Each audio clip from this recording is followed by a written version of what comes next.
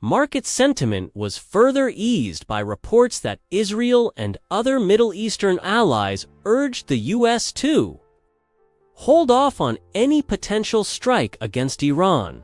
Gold, a non-interest-bearing asset, loses its shine as Thursday's US. Initial jobless claims data reinforced expectations that the Federal Reserve Fed will keep interest rates on hold for the coming months. Fed funds futures have pushed expectations for the next rate cut back to June, reflecting stronger labor market conditions and policymakers' concerns over sticky inflation.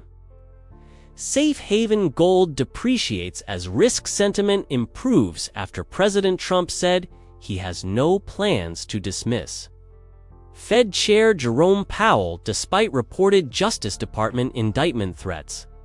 Trump also indicated he could delay action on Iran while moving ahead with trade measures targeting critical minerals and AI chips.